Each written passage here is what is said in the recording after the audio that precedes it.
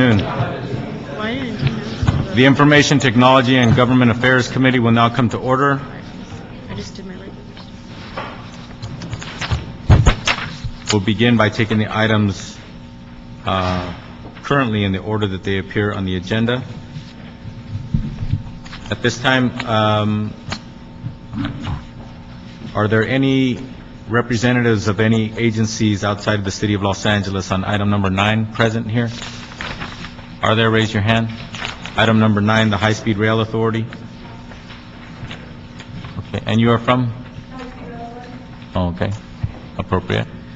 Anybody else? Yes? Okay, all right. We'll probably be taking yours out of order because it's item number 9. Okay. Okay, we'll begin with item number 1. Item number 1 is a communication from the CAO relative to the appointment of John Coombs to the MICLA Board of Directors. Mario Vasquez with the City Administrative Officer. Mr. Coombs is not here today. I can give general comments about MICLA before entertaining any questions the committee may have. Okay.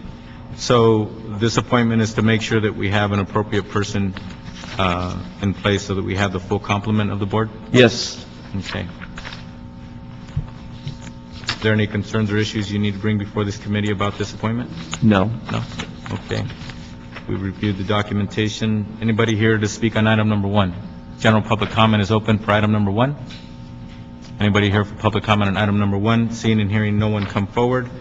Public comment on item number 1 is now closed. With that, it'll be a report of the chair of this committee to approve the appointment of John R. Combs to the MICLA Board of Directors. Thank you. Thank you. Item number 2. Item number 2 is a joint report from the City Engineer, Bureau of Contract Administration, Department of General Services, and the Fire Department in response to motion Zion Labange relative to issues regarding fueling stations that are out of service. Anybody here from staff to report on this? Or are we probably going to end up going into closed session? I guess that's your question. Yeah, I do have some questions. Okay, we'll hold this for later so we can go into closed session. Okay. And hold the item at the same time. All right. Okay, with that, we'll move now to item number 9.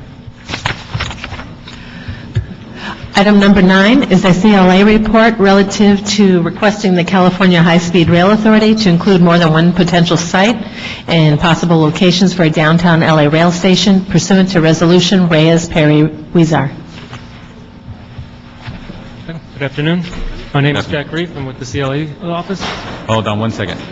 Get the mic a little closer to you, and I'm not sure if that mic's even working right. Go ahead. Go ahead. Try it again. Okay. Hello, this is Jack Reef, CLA's office. All right. The California High-Speed Rail Authority has been authorized to plan and develop a high-speed rail system throughout the state of California. And included as part of this system is a station to be sited in downtown Los Angeles. And one of the next steps for the rail authority is to complete environmental impact reports. And as part of its environmental impact reports, the authority has proposed a single downtown Los Angeles station option to be sited at the existing Union Station.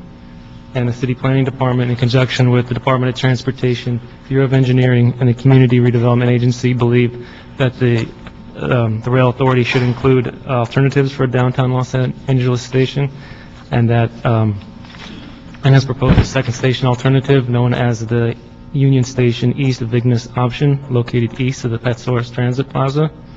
And staff recommends a second alternative is necessary because state and federal environmental analysis require the study of viable alternatives.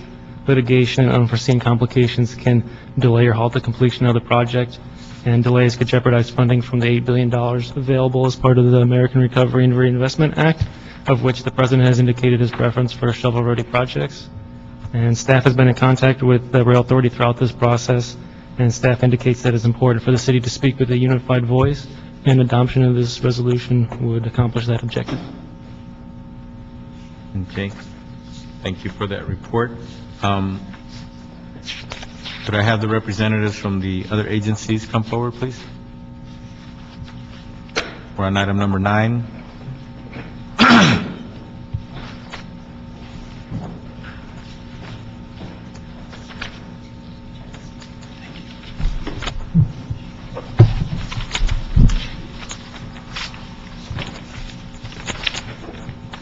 Good afternoon. Is there anything that you'd like to apprise this committee of at this time regarding this matter?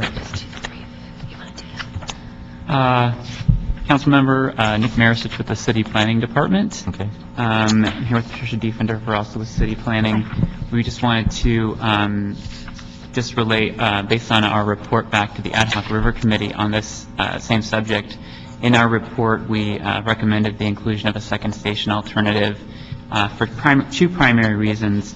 One, that CEQA, as the CLA stated, CEQA requires that the EIR analyze alternatives as part of the project and environmental study, and that we've recognized that there's a need to study an alternative that would potentially have fewer community impacts, that would also help promote other city goals such as river revitalization and economic development.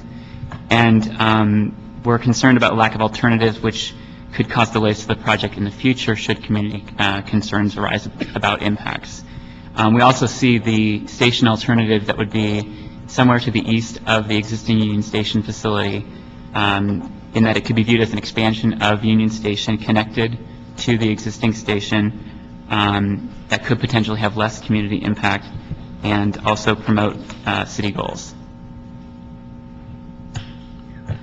Okay. Anything else you want to add from the planning department?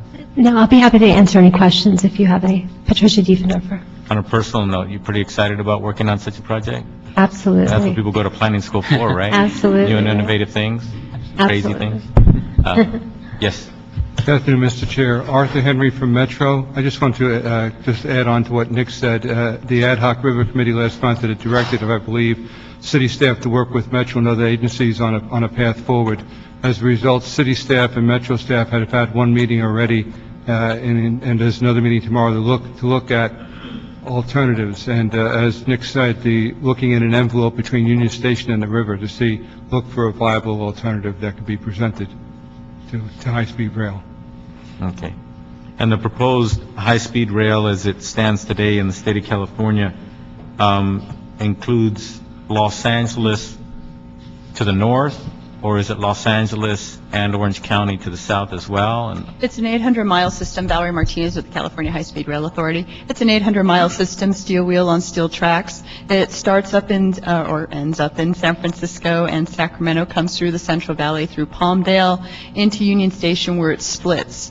One section will go from LA Union, or downtown Los Angeles down to Anaheim. The other will cut across the San Gabriel Valley to Ontario Airport, and then down either along the 215 or the I-15 down to San Diego.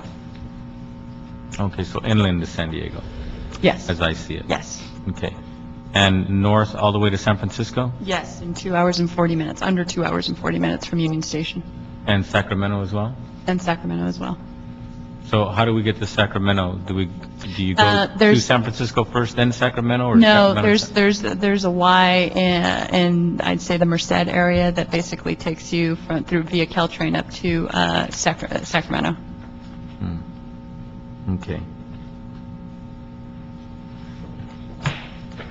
You wouldn't be able to stop at the ballpark in San Francisco, would you? Because here in LA, that would be a no vote. You know, I'll tell you, one of the things that I tend to We don't like speak it to be that convenient for them to get to the, to is the fact that Giants. seeing a 49ers game suddenly becomes a day trip.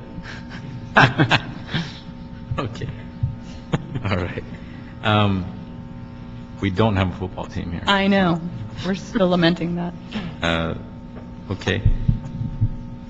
Now, the $9.95 billion bond that was passed, that doesn't get you much when it comes to high-speed rail. What is that going to get us? Well, it starts us off. Essentially, what we did on Friday is submit our application for RF funding. In February, the president basically came out and said, I have earmarked $8 billion for high-speed rail corridors throughout the country.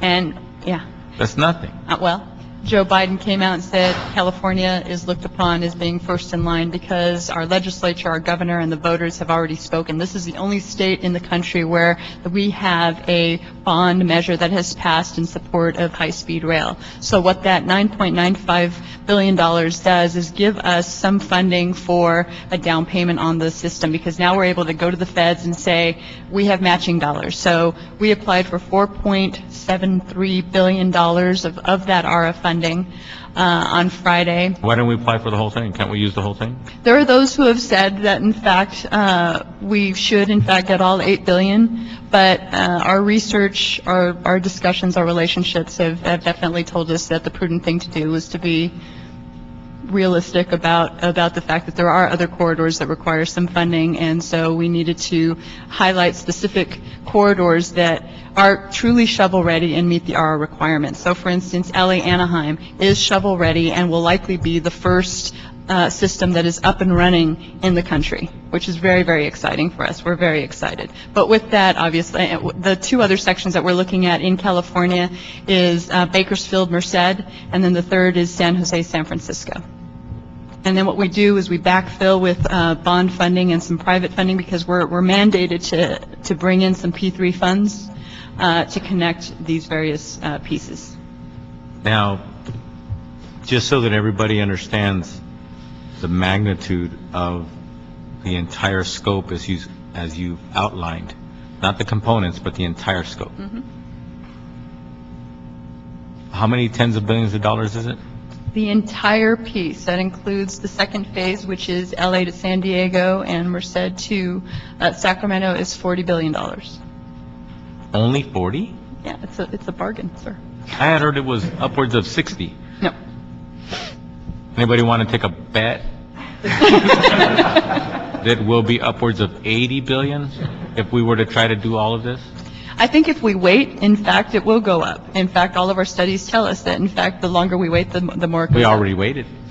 So When right I was now in the we have- legislature, they were talking about this, and I'm surprised as can be that the voters passed a $9.95 billion bond. Well, as one of our commissioners likes to say, Richard Katz, this project has died more times than it's been alive, but look at us. We've got our funding in place, and we're dropping shovels in the ground in 2011. Now, we're dropping shovels in the ground if we get the Fed money, right? Correct. So basically,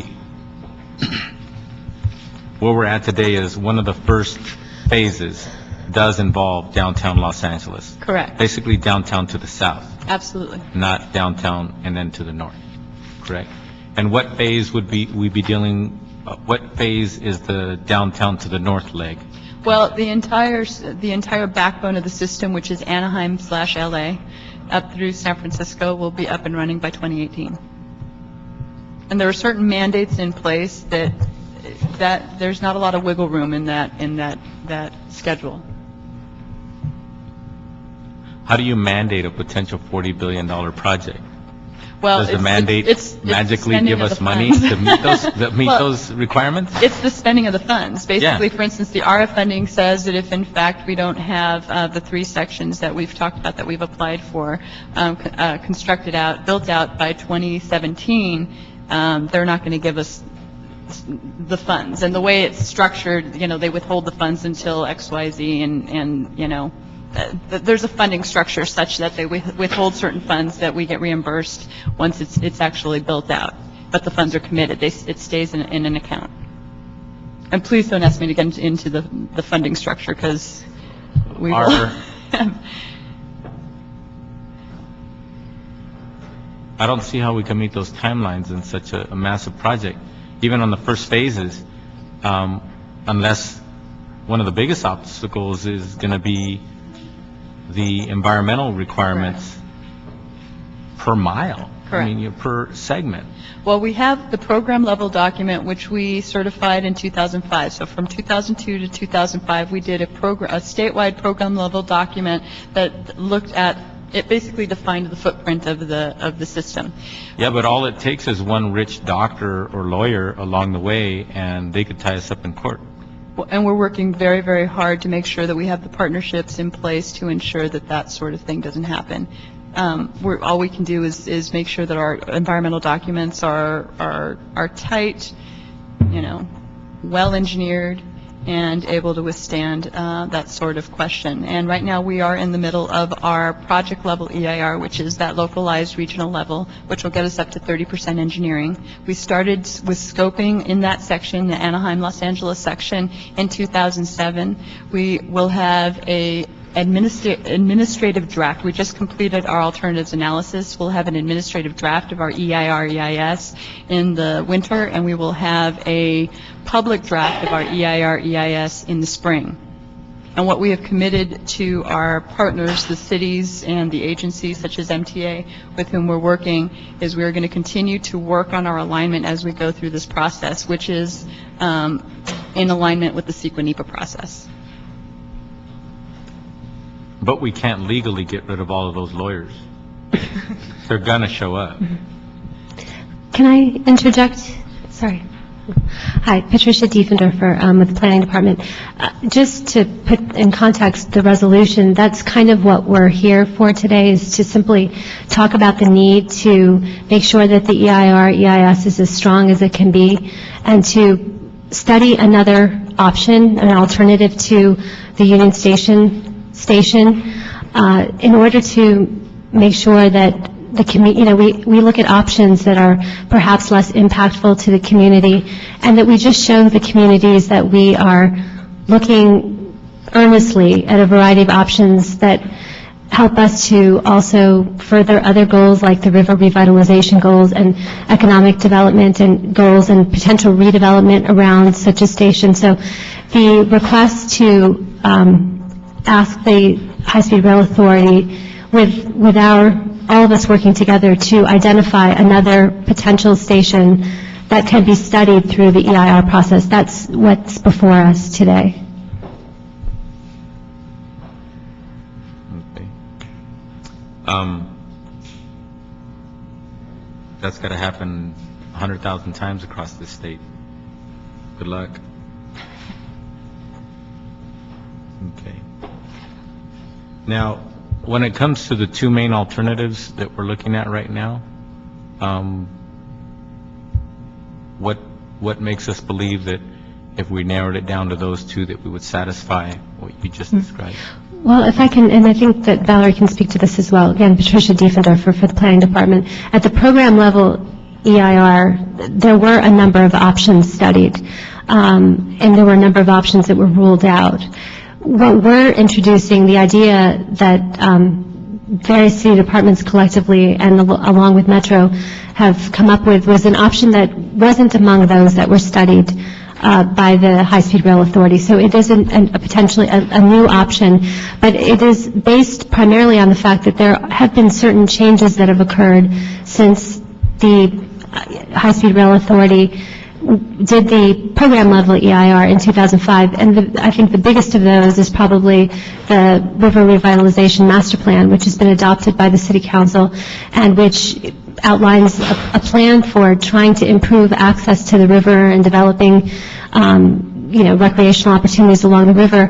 And while the Union Station option, does allow for the possibility of some of that along certain segments, the idea is that there might be another option that might even facilitate more the goals of the River Revitalization Master Plan and allow for alignments and perhaps, trenching and some other things that will allow for improved access to the river in the future. So that is one of the pieces of sort of new information that has arisen that has prompted us all to look at this again and identify the potential for another station. And what we're doing right now is simply asking that, we have some time to study that second option, and we ask the High-Speed Rail Authority to, strongly consider that option if we identify that it really is a viable one. I'm just going to add, Nick Marisich from City Planning. I was just going to add also in our report, I think most of the discussion of community impacts relates to potential impacts that could result from aerial track structures, and where those are positioned, and what neighborhoods those aerial structures would come through. So we're trying to look for alternatives that may minimize or at least put the location of aerial tracks in a way that's the least disruptive to the communities and to the plans that the city has for these areas. The High-Speed Rail Authority is very interested in finding the most appropriate station site in downtown Los Angeles. By appropriate, we mean, optimal connectivity, optimal capacity, optimal regional mobility. Optimal acceptability as well? Exactly, absolutely. And what we are trying to do is get to the point in Los Angeles where we're at in, for instance, Anaheim with Arctic, and San Jose with Diridon Station, and San Francisco with Transbay Terminal, where in fact cities have gotten to the point where they are mobilizing behind a single option. We have looked at, the High-Speed Rail Authority has looked at 7 different options in downtown LA. LA Union Station has risen as the most viable to date that we have seen. Despite the fact we've looked at 7 options, there is a desire from some folks within the city family to look at another option in order to meet the needs of the LA River Revitalization Plan. We have been very careful to ensure that we have multiple issues that we're dealing with. We want to make sure that we're building, obviously, the best possible system. We also have these funding deadlines that I was just relaying. Because of that, we have entered into this partnership with MTA, just as we have with OCTA, with RCTC, and with, you get the picture. All the regional authorities run. Exactly.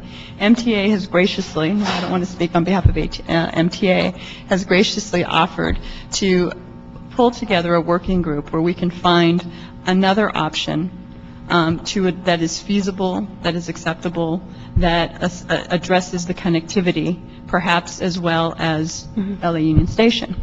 If, through this Metro group, that option, that alternative is able to surface, then in fact, what Metro has offered to do is to begin engineering and design compatible to what the High-Speed Rail Authority has been conducting. At that point, it allows the High-Speed Rail Authority to continue down our path without losing our resources or our energy and our engineering staff moving in a different direction. But it also allows this other option, assuming it's feasible and addresses all the different needs that we've discussed, it allows that to move forward as well. So that once we get to the point where we have our final EIR, hopefully at the end of the day, we will have the single option that the city will be comfortable with. Can I just add one other? Patricia Diefendorfer, Planning Department. I just wanted to reiterate that also this working group that's been set up, the idea is that we would very much be synchronizing with their timeline. There's no desire to slow the process down and to jeopardize any funding. We're simply using these intervening months between now and when they expect the administrative draft to come out and the public draft environmental report to identify this option and whether it's viable. And if it is, hopefully we can move forward. And if it's not, then we'll at least have done the work of investigating it. Thank you. Is there any particular department or entity that is not at the table yet that we've invited who chose not to come as far as the LA component goes and the downtown component? Patricia Diefendorfer with Planning. We've involved many of the pertinent departments. It's Planning, DOT, Community Redevelopment Agency, the Bureau of Engineering, particularly the LA River Project.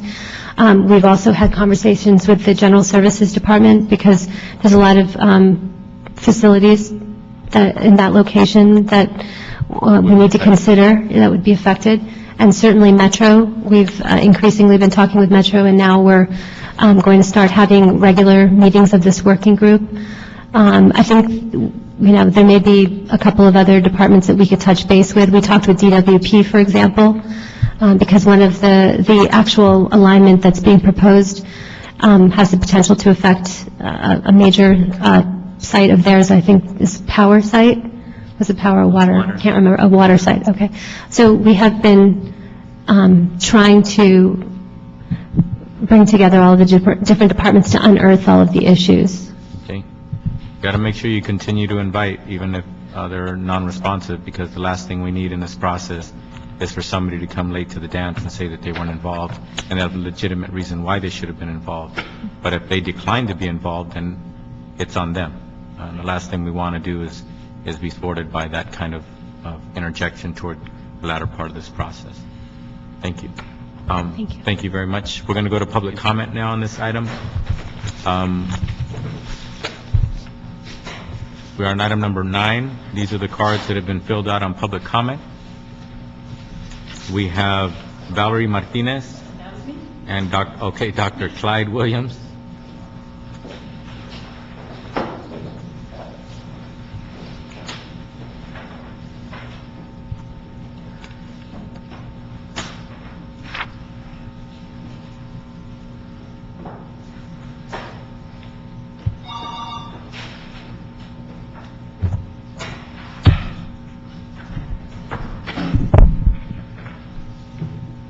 Go ahead. Dr. Clyde Williams, 4115 Barrett Road, El Sereno, Northeast LA. I helped build Red Line Phase 1. I know the area quite well. Spent about 5 years of my life there. There are alternative routings, and for the stations, you should look at undergrounding it.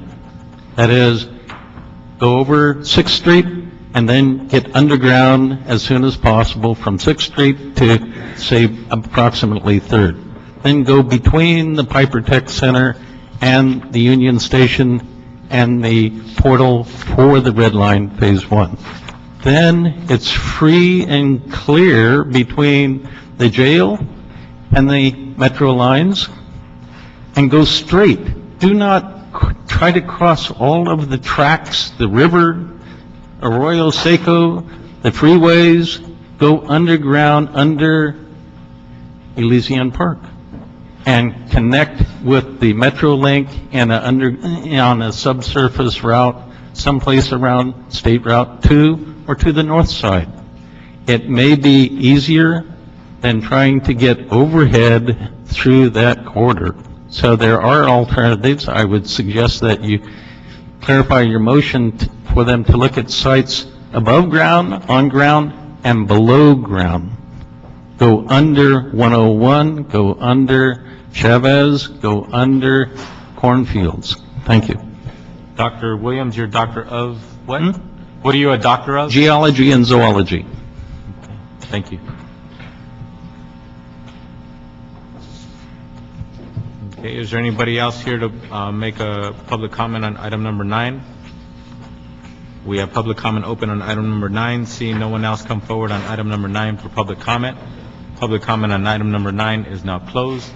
With that, it's the recommendation of this committee to adopt the attached resolution, which is known as the Reyes-Perry-Huizar motion, to request the California High-Speed Rail Authority to include in its study on possible locations for a downtown Los Angeles rail station for more than one potential site, and include an examination of potential sites that are in the proximity of Vines Street and East Patsoras Plaza between Union Station and the former West Bank option.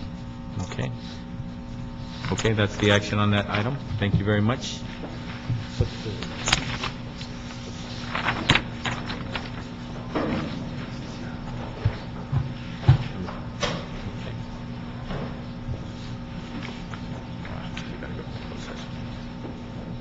Okay, we now move to item number 3. Item number 3 is a report from the Department of General Services relative to a new lease for a Council District 5 field office. Chuck Rubin, General Services. This is a renewal for CD5 field office. New Councilman Koretz has requested to remain at this location, and this is a 4-year lease at the same location. Okay. All right. What are prices like over there these days? Expensive. $3 a square foot? It is. It's So still high over there, huh? it's still high. Okay, well, I don't represent that area, and I don't think I have $3 a square foot anywhere in my district, but that's the way it goes. All right. Anything else you'd like to add? No. Okay. Is there anybody here to make a public comment on item number 3? Anybody here for a public comment on item number 3? Seeing and hearing no one come forward on public comment on item number 3. Public comment is now closed on item number 3. With that, Finance Committee, recommendation of the chair to approve the GSD report. Okay, thank you. We're now on item number 4. Item number 4 is a GSD report relative to a lease renewal for the Department of Housing. Chuck Rubin, General Services. This is a lease renewal at 690 Knox Street, which again is a field office for the Los Angeles Housing Department. At the request of council, including the chair of this committee, we went back to several landlords. This was one, the timing was right because the lease was about to expire. This landlord has stepped forward and offered a great solution for helping the housing department save some money on their rent. They have proposed a rental rate to start at $1 per square foot, down from the current $1.80 that they're paying. $1.80 or 85? $1.85. I was going to say, Thank you. They have extended the period of time from 5 years to 8 years, and the average rental rate over the entire 8 years is $1.80, which is less than the current rate now. So we think it's a great deal for the housing department. okay. And request approval. So basically, we're able to find some savings Yes. and continue to render services and accommodate our staff with Correct. this space. Okay. Anything else? No. Okay. Anybody here for public comment on item number 4? Public comment on item number 4 is open. Okay, no one coming forward. Seeing and hearing no one come forward for public comment on item number 4. Public comment on item number 4 is now closed. With that, it's the recommendation of the chair that we approve the GSD report. Thank you. We're now item number 5. Item number 5 are reports from the Department of General Services relative to a new lease for office space for the LAPD Behavioral Science Services and the Employee Assistance Unit. Chuck Rubin. The Behavioral Sciences section and EAU are currently housed, well, BSS is currently housed in Chinatown. The landlord has requested to take back that property for internal use, and so we have found space for them at 3550 Wilshire Boulevard. This is a Jameson property, and we are asking for about 10,000 square feet for this unit. This unit needs to be on a standalone basis based on what they do, and so they felt that location was excellent for them. We would request that this approval be forthwith. The current landlord has been accommodating us in delaying getting out, but they do need us out as soon as possible, and so we'd like to get this approved so that we can execute this lease and get them moved in. So the renovations and sound insulation, et cetera, it says that are considered above standard. It's above standard for normal office use, and that is typically what a landlord is willing to provide, is standard use. And the needs of this group are such that they do require above standard tenant improvements.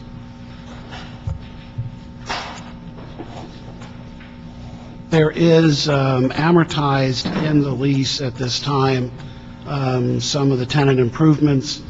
If we find later in the fiscal year sufficient savings where we can pay that in a lump sum, we would do that and not have to pay the amortized rate. The amortized rate is 8%, right? Yes. Interest?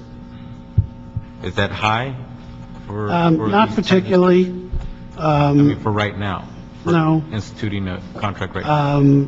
Typically, tenant improvements that the landlord puts up the cash, we're seeing anywhere from 6 to 10%. So we weren't able to get this person down to 6?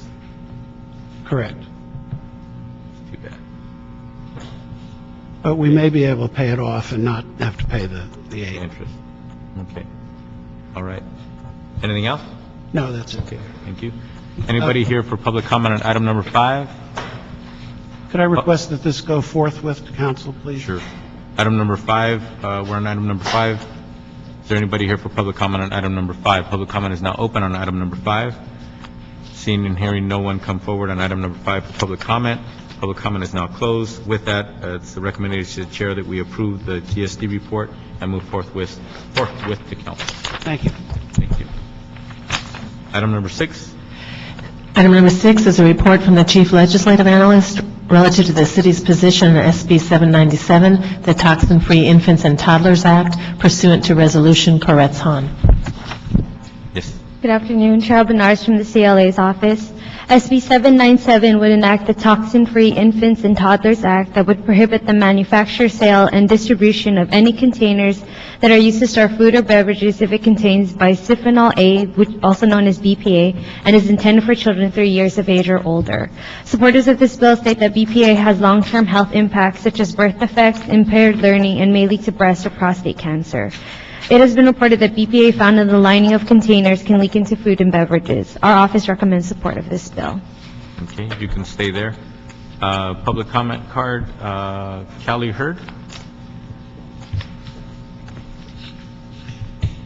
Hi, good afternoon. My name is Callie Hurd. I'm with Senator Fran Pavley's office, and the senator is the author of this bill. I'd like to thank you for the opportunity to speak today. As you may or may not know, BPA was designed as a synthetic estrogen, so its effects tend to mimic hormonal effects in the body. It's the equivalent, the children that are ingesting this through baby bottles are ingesting the equivalent of a low-level birth control pill on a daily basis. So we wrote this bill in the hopes of getting BPA removed from children's products for 3 years old and younger, because there was the most conclusive evidence for children in this age group of the impacts of BPA. Currently, the bill is sitting on the Assembly floor. It made its way through the various committees and through the Senate, and it got stuck on the Senate floor. We were unable to get it passed before the legislature adjourned this session. It's on hold pending reconsideration. The senator can bring it back up anywhere between January and August of next year. Currently, we're waiting on an informal announcement from the FDA in November before deciding how to proceed. And really, this is a part of a nationwide movement. Both Connecticut and Minnesota have already banned the use of BPAs in children's products, and Senator Feinstein has a bill to ban the chemical from all human food and beverage containers and utensils. Similarly, the Obama administration has announced a new push to regulate how the government, to review how the government regulates chemicals of concern. So while this is one of many chemicals that our society uses in overabundance, we have 200 independent and peer-reviewed scientific conclusions that it is responsible for neurological and behavioral damage in children.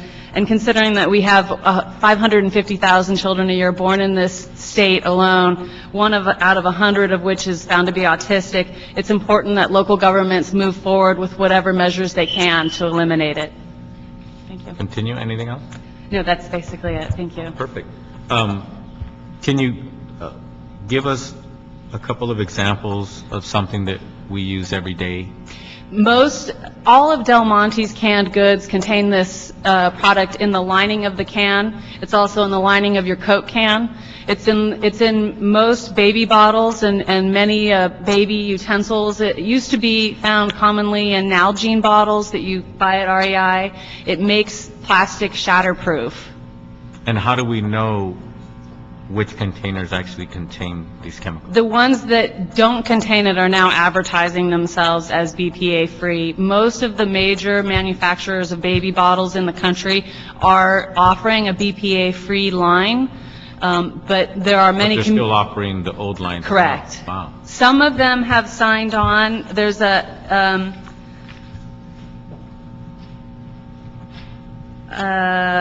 Connecticut Attorney General, joined by the Attorney Generals in New Jersey, wrote to bottle makers and asked them to voluntarily stop using BPA, and 6 agreed.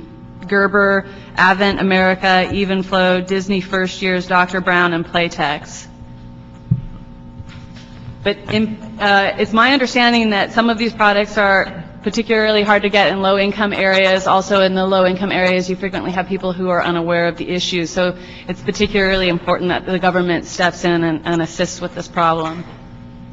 Especially the federal government, especially when you have federal dollars going into programs to buy food or products for children. I would imagine that it would make perfect sense that the federal government says you can't use these funds for those products. They have to be free of these toxins. We agree. Too bad Fran Pavley's not a congresswoman. Yeah. Maybe we can get our U.S. senators to carry that component of it. And this Well, would as I take, mentioned, Feinstein does have a bill that's currently working its way through that would ban it from all human food containers and utensils, as I understand it. yeah, but would that bill, does that bill say that retroactively in the sense that if there are containers that exist today, you have to rid them? Okay. Or I bet you it would actually have some kind of grandfather and say no new containers or something like that.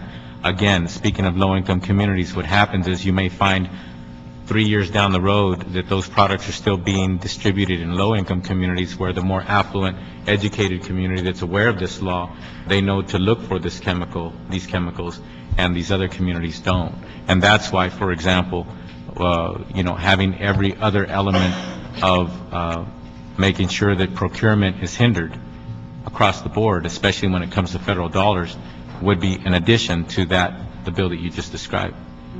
Or maybe if they could amend it as well. Right. I can certainly pass that suggestion on to the senator. Yeah, I was just going to ask you, because you're already working on it, so if you could pass that along, I I would will. appreciate it. And this would take effect, should it be passed and signed by the governor of California, it would take effect on January 1st, 2011, correct? That's what I... If that's what you have, I'm afraid I don't know the answer. Okay. Councilman, that is correct. It would be enacted by January 1st, 2011. Okay. All right. Yeah, because it says manufacture, sale, or distribution, which covers mostly all bases. Okay. Thank you. We have a mother in the back of the room who keeps shaking her head at me. It's my wife, Norma. Hello. Don't worry, I'm going to vote the right way. There's no need to lobby me. Okay. Which departments, thank you very much, which departments currently administer child care services for the city of LA? I believe it's the Department of Recreation and Parks and also CCYF, or the Human Services Department. Okay. All right. Okay, is there anybody else here for public comment on this item? Public comment on item number 6 is now open. Okay, seeing no one else, public comment on item number 6 is closed. So with that, the committee will request that any department that administers child care programs and services to consider future child care proposals where toxin-free products are used for food and liquid storage intended for children 3 years of age and younger. Also, to the extent that it is feasible, include the following provision in the future: procurement of child care services provided by the city as outlined by this bill. So it's a recommendation of the chair of this committee that we adopt Resolution Koretz-Hahn to include in the city's 2009-10 state legislative program support for SB 797 Pavley, the Toxin-Free Infants and Toddlers Act, that would prohibit the sale, manufacture, or distribution of a bottle, cup, or container that contains bisphenol A, or otherwise known as BPA, if the container will store a liquid, food, or beverage primarily intended for children 3 years of age or younger. Okay, thank you very much. That concludes that item. Thank you. Thank you. I have the next one. Oh, you have the next item? Okay. You're free. But you're not. Item number 7. Item number 7 is the CLA report and resolution relative to the city's position on SB 662 and SB X 313 relative to providing assistance to victims of domestic violence pursuant to Resolution Parks, Huizar, and Garcetti. Cheryl Benar, CLA's office. SB 662 and SB X 313 would restore funding in the amount of $16.3 million for a domestic violence services grant program to fund shelters or centers that provide assistance to victims of domestic violence. Services include emergency shelter, counseling, transitional housing, and legal advocacy. The state domestic violence program that was administered by the Department of Public Health provided grants to 94 shelters and centers throughout California. However, in the most recent state budget, the domestic violence program and its funding were eliminated. It has been reported by domestic violence advocacy groups that 6 shelters throughout California have closed due to the budget cuts.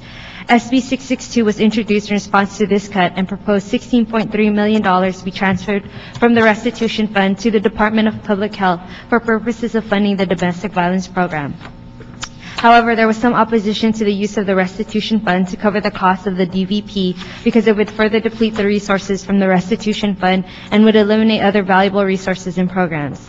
In light of this opposition, SBX 313 was introduced. This bill requires the Department of Finance to transfer $16.3 million from the Alternative and Renewable Fuel and Vehicle Technology Fund to the General Fund, and would then appropriate funds to the California Emergency Management Agency, who would now oversee a domestic violence services grant program. The funding from the Alternative and Renewable Fuel and Vehicle Technology Fund would be considered a loan that must be repaid by June 30th, 2013. Our office is recommending to receive and file the motion Parks Weezer that supported SB 662 and adopt the attached resolution to support SBX 313. Okay. All right. Is there anybody here for public comment on item number 7?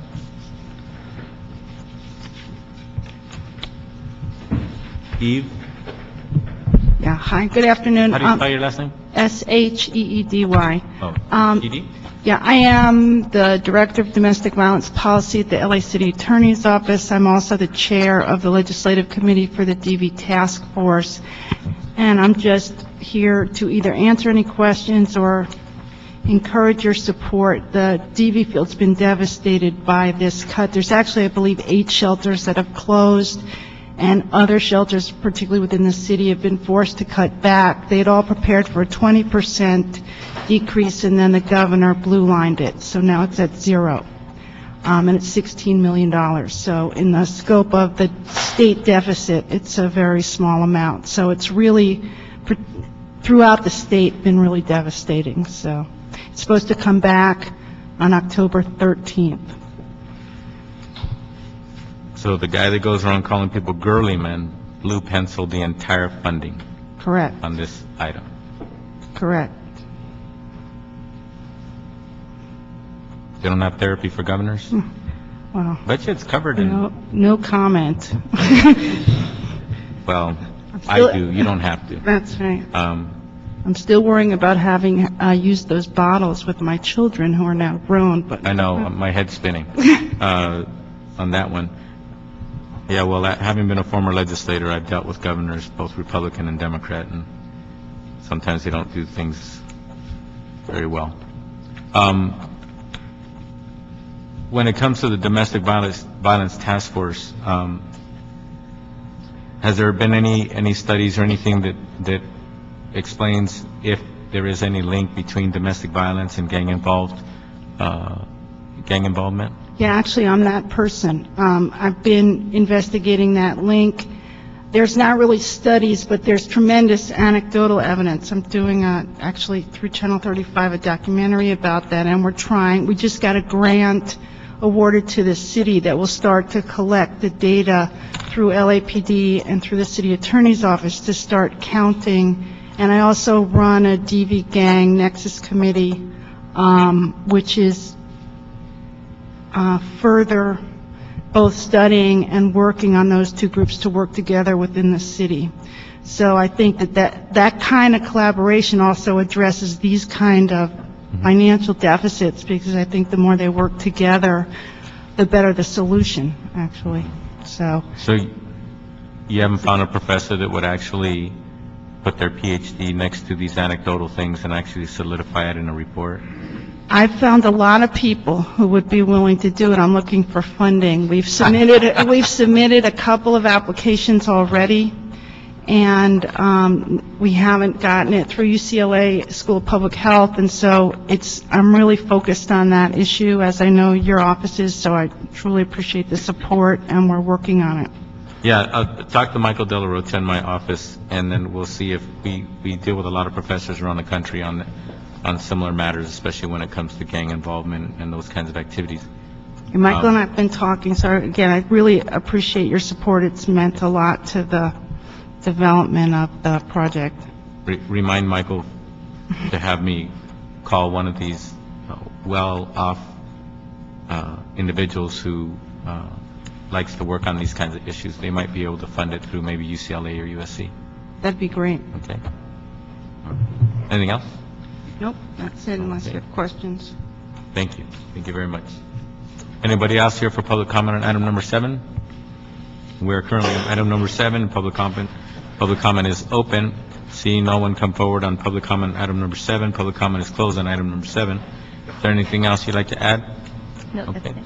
All right. So with that, it is the recommendation of the chair that we receive and file resolution Parks WESOP to support SB 662E and adopt the attached resolution to include in the city's 2009-2010 state legislative program as outlined by the CLA.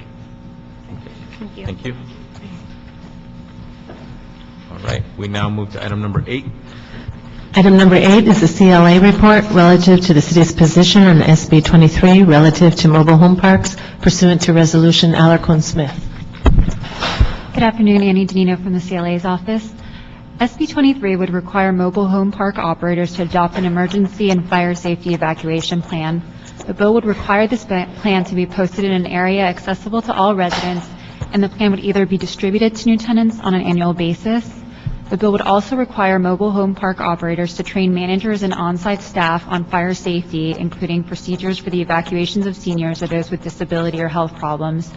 The State Department of Housing and Community Development would be responsible for monitoring compliance with the provisions of the bill, and the CLA recommends support for the bill, as does the California League of Cities and the county.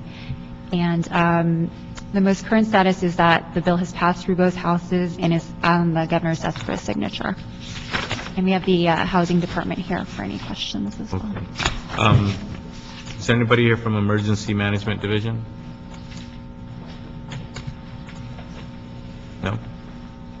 When it comes to educating the public on this matter, which department is responsible for it? Would it be Housing Department or? In the city? I would assume it's Emergency Management Department. That's what I thought. Okay, nobody's here from Emergency Management Division. Okay. Does the fire department get involved in this at all? When it comes to mobile homes and education and educating people, fortifying them with a little bit more information of how to protect themselves in case of emergency or what have you? This is Battalion Chief Michael Bowman, Commander of Public Safety, and we do support this, and I was in charge along with Deputy Chief Mike Moore of LAPD with the evacuation of the Oak Ridge Mobile Home Park. And one of the successes of that evacuation was that a month before we had the Merrick fire. So we evacuated that mobile home park a month beforehand. Wow. So the residents there were very well drilled in that evacuation, as well as the mobile home park management. So the fire department supports this for obvious reasons. As far as the implementation and training of the individual parks, that piece has not been worked specifically out with whether it's EMD, the fire department, or what agency will be responsible for that. So I can't really speak on that component. Okay. All right. What this committee will do is instruct the CLA to go ahead and apprise the various departments. It's already on the governor's desk, so we might as well prepare. I'm sure Senator Padilla, if the governor vetoes it, he'll amend another bill or what have you and try to put it back on his desk so that he can sign it. So that being the case, we should prepare the departments to understand what this requirement would mean, and then prepare our city to understand who's going to be involved in making sure that we comply. Okay. Okay? And I'll leave it up to CLA to identify which departments those are. Okay. Okay? Sounds good. Okay, thank you. Thank you very much. Anybody here for public comment on item number 8? Public comment on item number 8 is now open. Seeing no one fill out a card or come forward, public comment on item number 8 is now closed. With that, it's the recommendation of the chair of this committee that we adopt the attached resolution Alarcon-Smith to include in the city's 2009-2010 state legislative program support for SB 23 Padilla. Thank you. We already took care of item number 9. So with that, we are now on item number 10. Item number 10 is a report from the CAO in response to motion signed Smith relative to a waiver of membership dues from the Southern California Association of Governments.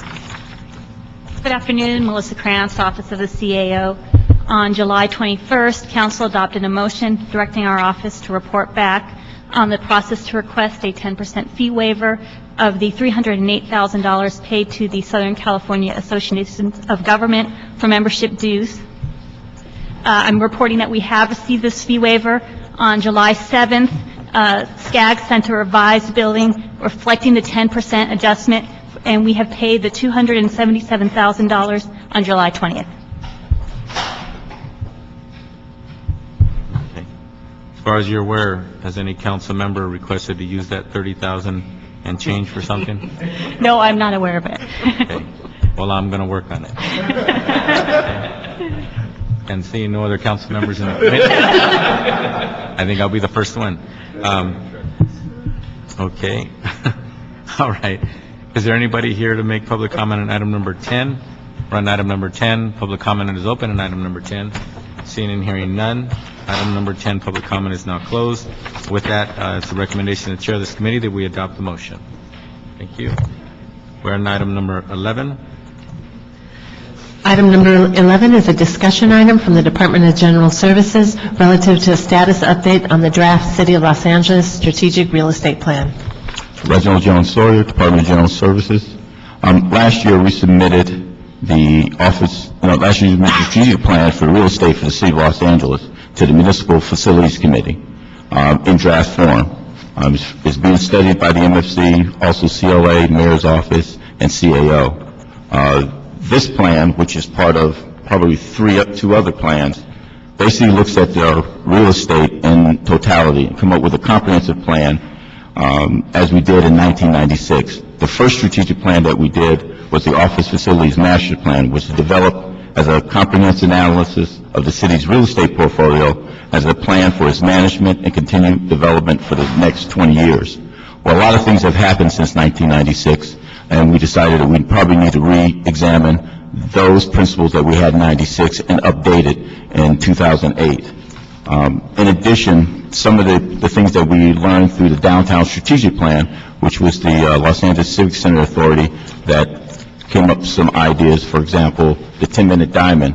It's still in effect, and we wanted to make sure that it still was coordinated and bled through not only the 96 plan, but also in the 2008 plan. The vision and the strategy for the 2008 plan defines the functions of the city core downtown facilities, namely the Civic Center, City Hall, the Civic Center Complex, Public Works Building, Figueroa. We also put in there the neighborhood City Hall policy, the nonprofit leasing policy, surplus property disposition policy. There's also guiding principles that kind of give you an outline of what we should do whenever we look at our real estate. There's about 14 of those principles. To name a few, it's the whole concept of owning versus leasing. When should you own and when should you go ahead and go with short-term leases? A green facilities plan for all our buildings. Office functions should always be consolidated at as few locations as possible. The examination of joint use facilities. Nonprofits must be profitable either through services or rent. And in facilities that are 50 years or older should be replaced or revitalized. And then we also looked at our database system and coming up with a comprehensive database for our real estate portfolio. Right now, one of the things that we're looking at, as you know, we have a new police station, the police administration building. We need to come up with some concepts and ideas of what we're going to do with the old Parker Center. And either build a new 500,000 square foot building or million square foot building, depending on our needs. Do we empty the Public Works building, sell it high, maybe use that to help finance it, and a whole different kind of ideas and strategies with the buildings that we have. Looking at Figueroa Plaza, keeping it as both a construction services center to help the building in one tower, and then maybe a social service as we move the private sector tenants out. But it's a whole plethora of different ideas that we want to bring forward, not only to this committee, but to the full council, so that they have an idea of where should we go over the next 10 years, and to the year 2018, or in this case, 2019, or maybe 2020. And you'll have that final version when? The final draft is supposed to go to the Municipal Facilities Committee this month. We're meeting with the core group that is examining this on Thursday, and hopefully that is the last of their input and questions into this document. And then you'd be ready to present to this committee and any other committee that is interested in having the report? Correct. Okay, all right. I have a litany of questions, but looking at the late hour, I'll have my staff forward you some of the questions that I have on this matter so that you could consider them and/or incorporate them in your final version. Okay, anything else? I think that's it. Okay. Anybody here to make public comment on item number 11? Public comment on item number 11 is open at this time. Seeing and hearing no one come forward to fill out a public comment card, public comment on item number 11 is now closed.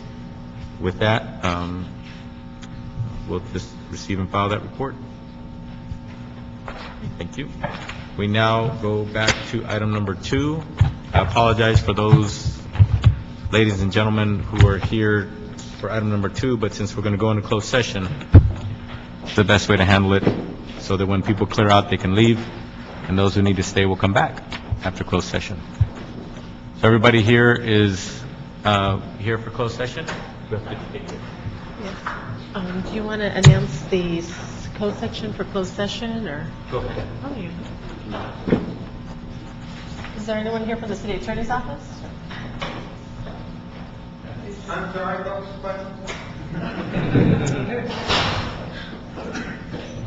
You with the city attorney's office? Yes, ma'am. Would you like to make the announcement to go into closed session? You have to play this. Yes. The committee will now recess into closed session pursuant to California Government Code Section 54956.9B1 and/or C.